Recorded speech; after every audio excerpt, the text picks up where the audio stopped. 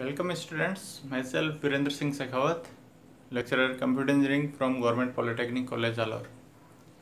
आज हम CS 304 software engineering के अगले टॉपिक 1.3 हमारे सिलेबस के अकॉर्डिंग है, उसका topic program and software products के बारे में देखेंगे।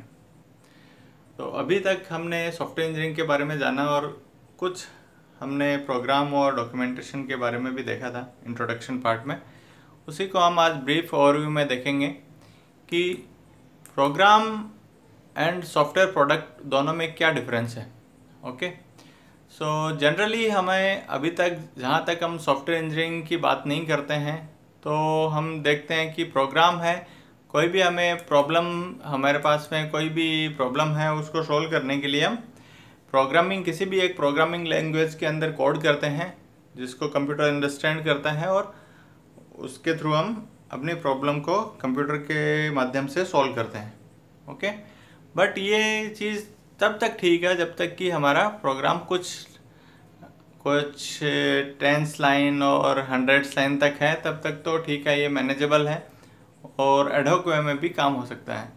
लेकिन अगर हमारा कोड है वो बहुत लार्जर प्लेटफॉर्म के ऊपर है और हमारा सॉफ्टवेयर जो बनने वाला है वो बहुत बड़ा है, हज़ारों लाइन का कोड है उसके अंदर, तो ऐसे जो प्रोडक्ट और सॉफ्टवेयर प्रोडक्ट जो बन रहा है उसको हम डायरेक्टली कोड नहीं कर सकते, क्योंकि सबसे पहले हमारे पास में रिक्वायरमेंट हमें क्लियर नहीं होगी।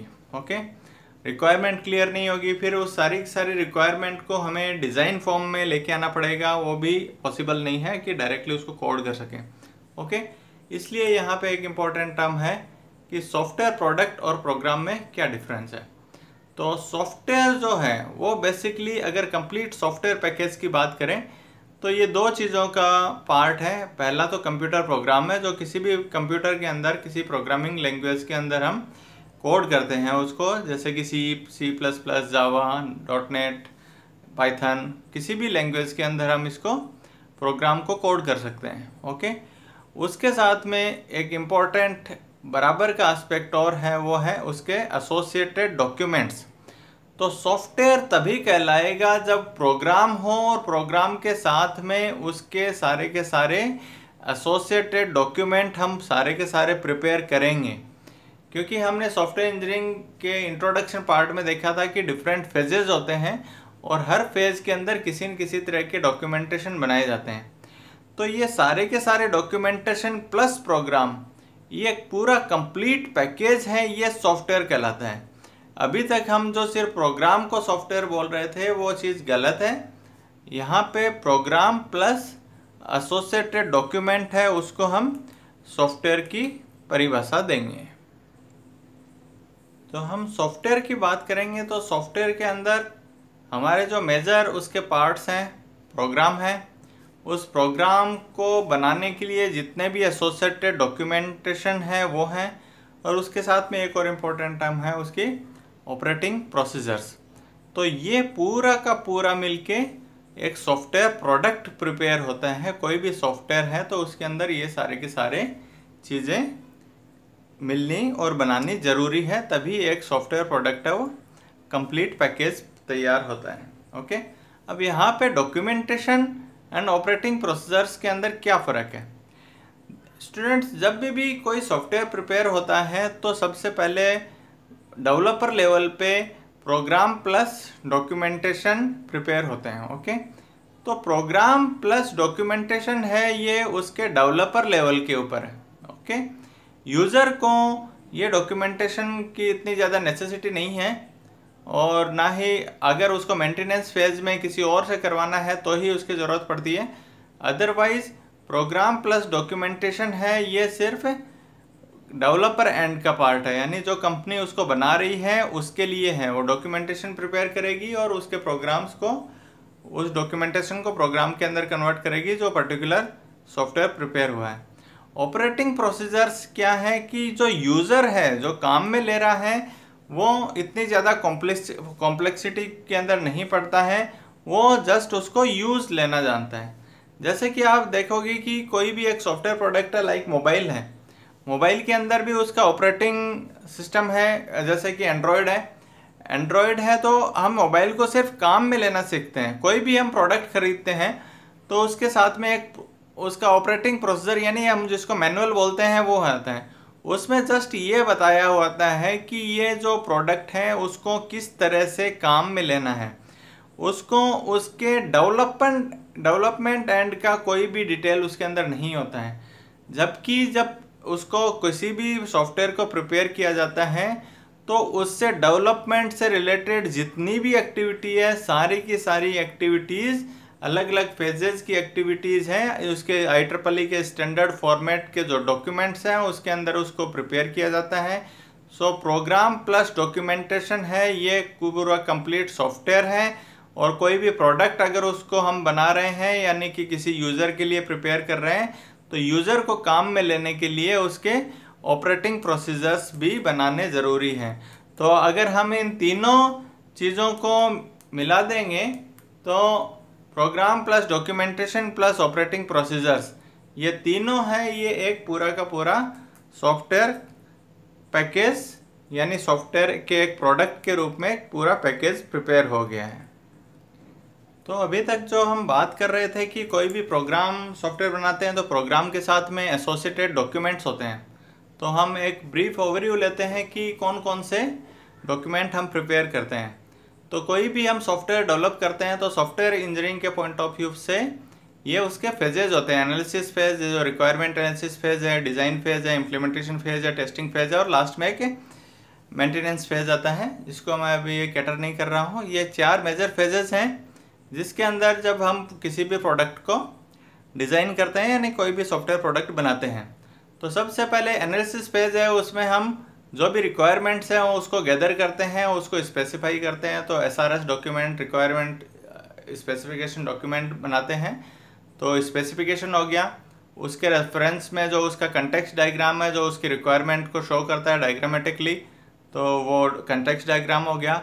जिस तरह से डाटा फ्लो होगा तो DFD डायग्राम हो गया। ये सब हम एनालिसिस फेज के अंदर ये डॉक्यूमेंट्स प्रिपेयर करते हैं। अभी तक आप देखोगे कि अभी हमने कोड फेज स्टार्ट ही नहीं किया है, जिसको हम पहले एक सॉफ्टवेयर मान रहे थे। तो अभी तक तो हमारा कोडिंग स्टार्ट भी नहीं हुआ है। तो सबसे पहले हम एनालिसिस फेज के अंदर रिक्वायरमेंट गैदर करेंगे और उसको एनालिसिस करेंगे कि किस तरह से हम उसको सारी की सारी चीज़ें बना सकते हैं, किस तरह से डाटा उसका फ्लो होगा। ओके, देन ये पूरा का पूरा एनालिसिस है यानी जो रिक्वायरमेंट है उसको एक्चुअल डिज़ाइन फॉर्म में लेके आएंगे। ओके, जैसे कि हम इसको छोटे से एग्जांपल के थ्रू देखेंगे कि अगर हम कोई बिल्डिंग बनाना चाह रहे हैं तो सबसे पहले यूज़र है वो अपनी रिक्वायरमेंट रखता है कि मेरे को इतने फ्लोर की बिल्डिंग चाहिए, इतना इतना उसका एरिया होना चाहिए। ओके, तो जो डेवलपर है, जो बिल्डर है, वो सबसे पहले उसको रिक्वायरमेंट को एनालिसिस करता है। उसके बाद में एक पेपर के ऊपर एक मॉडल बनाता है। उसी जैसे कि पेपर के अंदर मॉडल बना रहा है सेम वैसे ही सॉफ्टवेयर के अंदर उसका डिज़ाइन फेज है। डिज़ाइन फेज के अंदर उसका फ्लो चार्ट बनाएगा कि किस तरह से डाटा फ्लो होगा, किस तरह से डाटा एक अलग अलग मॉड्यूल्स होंगे, मॉड्यूल्स के अंदर किस तरह डाटा फ्लो होगा, उसका ER डायग्राम बनेगा। तो ये सब चीज़ें जो रिक्वायरमेंट थी उसको पूरा पूरा उसने फ्लो चार्ट्स और ER डायग्राम्स एंड इसमें डिज़ाइन फेज में उसको कन्वर्ट कर दिया। ये जो डिज़ाइन फेज है ये as it is directly implemented होता है किसी भी एक प्रोग्रामिंग लैंग्वेज यानी कि सोर्स कोड के अंदर। प्रोग्राम का पार्ट यहाँ आता है, यहाँ इससे ऊपर प्रोग्राम का कहीं पार्ट नहीं था। प्रोग्राम का पार्ट यहाँ आता है कि ये जो डिज़ाइन हमने किया है इसको जस्ट हमें रेप्लिकेट करना है किसी एक प्रोग्रामिंग लैंग्वेज के अंदर। ओके, तो सोर्स कोड और उसके जो भी क्रॉस रेफरेंसेस यूज हुए हैं वो सारे के सारे इम्प्लीमेंटेशन फेज में आएंगे। ओके, देन टेस्टिंग फेज आएगा तो हम पूरा जो सोर्स कोड बनाया है उस सोर्स कोड को टेस्ट डाटा कलेक्ट करेंगे जिसके ऊपर हमें उसको सॉफ्टवेयर को टेस्ट करना है और उसको टेस्ट करने के लिए अलग अलग केसेस बनाएंगे, टेस्ट केसेस बनाएंगे। ओके, सो ये जो हमने कोड बनाए हैं उसको अलग अलग लेवल की unit testing, integration testing, acceptance testing, अलग अलग लेवल की टेस्टिंग के अंदर उसको टेस्ट करेंगे। ओके, सो टेस्ट इस तरह से करेंगे कि जो भी रिक्वायरमेंट स्पेसिफाई की गई थी, ये हमने जो प्रोडक्ट बनाया है ये रिक्वायरमेंट को पूरी तरह से फुलफिल कर रहा है या नहीं कर रहा है, सारी की सारी रिक्वायरमेंट उसके अंदर फुलफिल हो रही है नहीं हो रही है, कस्टमर की जितनी भी रिक्वायरमेंट्स हैं वो सारी की सारी ये सॉफ्टवेयर है ये फुलफिल कर रहा है या नहीं कर रहा है, इसके अकॉर्डिंग टेस्ट डेटा और टेस्ट केसेस प्रिपेयर किए जाते हैं। ओके, सो ये कुछ मेजर डॉक्यूमेंटेशन है जो डेवलपर एंड पे प्रिपेयर होते हैं कोई भी सॉफ्टवेयर प्रोडक्ट तैयार करते टाइम पे। इसमें सॉफ्टवेयर प्रोडक्ट के अंदर अगला जो एस्पेक्ट है ऑपरेटिंग प्रोसीजर्स का। अभी तक हमने प्रोग्राम देख लिया है जो सॉफ्टवेयर कोड है, उसके बाद में जो एसोसिएटेड डेवलपर के लिए जो रिक्वायरमेंट डॉक्यूमेंट्स है वो देख लिए। अब यूज़र की बात आती है तो ऑपरेटिंग प्रोसीजर्स क्या क्या हैं। तो इसमें दो टाइप के ऑपरेटिंग प्रोसीजर्स होते हैं, एक होता है यूज़र मैनुअल और एक ऑपरेटिंग प्रोसीजर्स। ओके, तो यूज़र मैनुअल के अंदर क्या आता है, यूज़र मैनुअल के अंदर वो चीज़ें आती हैं कि जो पर्टिकुलर यूज़र उसको यूज़ ले रहा है। ओके, तो उसमें सिस्टम का ओवरव्यू आ जाएगा कि सिस्टम क्या है, सिस्टम की फंक्शनलिटीज़ क्या है, सिस्टम के अंदर क्या क्या फंक्शंस हैं, क्या इनपुट्स हैं, क्या आउटपुट्स हैं। ओके, सो मेजर इसके कौन सी फंक्शनलिटी किस तरह से काम कर रही है वो सिस्टम ओवरव्यू के अंदर उसका ब्रीफ ओवरव्यू आ जाता है। देन बिगनर्स गाइड आती है कि जो किसी को सिस्टम के बारे में बिल्कुल नहीं पता है तो उसको क्या क्या चीज़ें उसको ध्यान में रखनी है, किस तरह से उसको ऑपरेट करना है, किस तरह से सिस्टम को काम में लेना है। रेफरेंस गाइड इसी का ही डिटेल्ड ओवरव्यू रहता है जिसके अंदर सारी की सारी फंक्शनलिटी को डिटेल्ड फॉर्म में और थोड़ा टेक्निकली समझाया जाता है कि किस तरह से सिस्टम के अंदर जो फंक्शनलिटीज़ हैं वो बिल्ड की गई हैं, किस तरह से उनको काम में लेना है। तो कोई भी यूज़र जो सिस्टम को यूज़ लेना चाह रहा है, ओके, तो लाइक एग्जांपल हम लें तो लाइक बैंकिंग सिस्टम है। ओके, सो बैंकिंग सिस्टम है, बैंकिंग सिस्टम ने अपना एक सॉफ्टवेयर प्रोडक्ट बनाया है। ओके, जो अभी आज के दिन मोबाइल बैंकिंग, इंटरनेट बैंकिंग सब लोग यूज़ लेते हैं। सो अगर उसका ऑपरेटिंग मैनुअल आप देखोगे कि ये वाली चीज़ हमें किस तरह से करनी है, उसके अंदर लॉगिन किस तरह से करना है, ट्रांजेक्शन किस तरह से करने हैं, तो इसके अंदर यूज़र मैनुअल आपको मिल जाएंगे हेल्प के अंदर, उसके साथ में दिए रहते हैं। तो सिस्टम ओवरव्यू हो गया उसके अंदर। उसके बाद बिगनर्स गाइड जो एक बेसिक यूज़र है उसको काम में ले रहा है वो बिगनर्स गाइड है। लेकिन बैंक में जो कस्टमर काम कर रहे हैं उनको डिटेल्ड फॉर्म में चाहिए क्योंकि उनको अलग अलग प्रॉब्लम्स आती है और आती है तो उनको रेफरेंस गाइड चाहिए।